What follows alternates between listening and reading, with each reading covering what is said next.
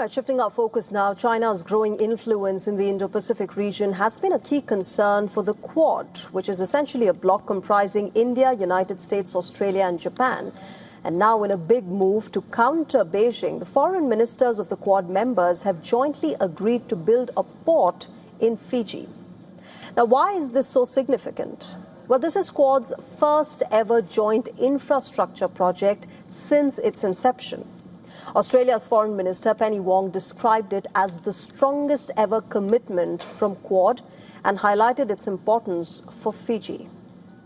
We are also today announcing the strongest ever commitment from the Quad to the Pacific through the Quad Ports of the Future partnership, where we are launching a pilot for port infrastructure in Fiji. And I was in Fiji just a couple of weeks ago, and I know how important this will be to that country. It's a practical demonstration of our collective ability to deliver high-quality, resilient infrastructure in partnership with the region and in response to Pacific priorities.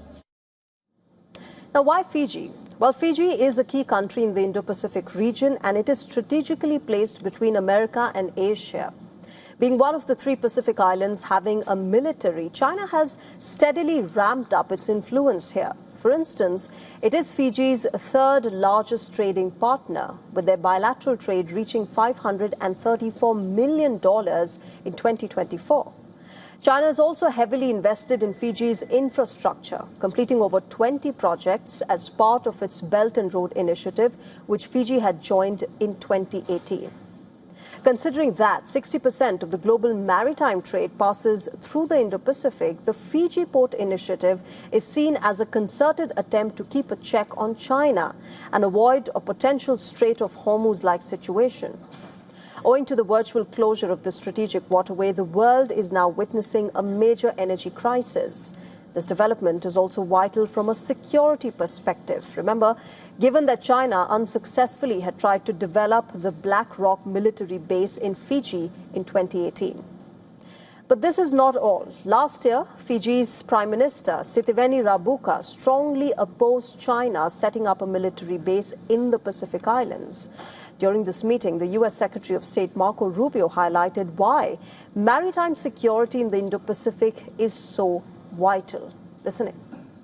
Maritime security is so important beyond the fact that current events remind us of what can happen when maritime security is impeded, is the fact that 60% of global maritime trade passes through the Indo-Pacific.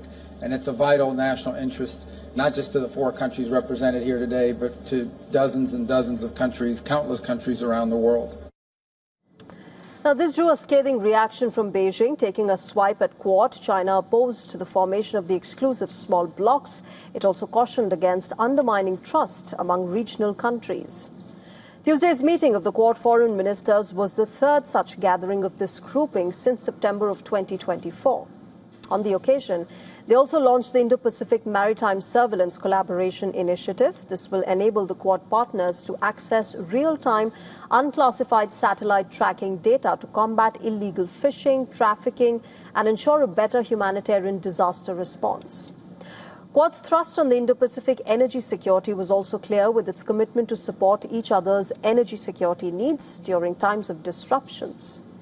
Besides this, it also emphasized the need to protect undersea cable systems that form the backbone of the global digital economy.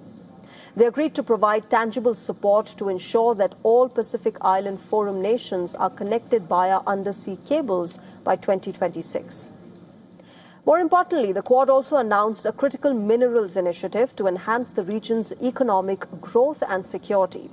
As part of this, the bloc will invest $20 billion to bolster critical mineral supply chains.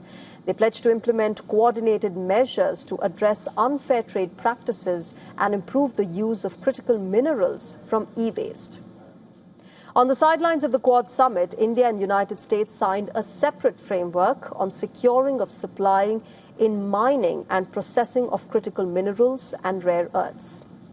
Its joint statement had other crucial takeaways as well. For instance, it backed unimpeded freedom of movement in the Hormuz and the Red Sea and opposed the collection of tolls.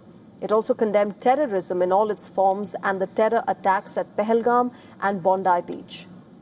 In an indirect message to China, the Quad also slammed the unilateral actions in the South China Sea, which threatened peace and security.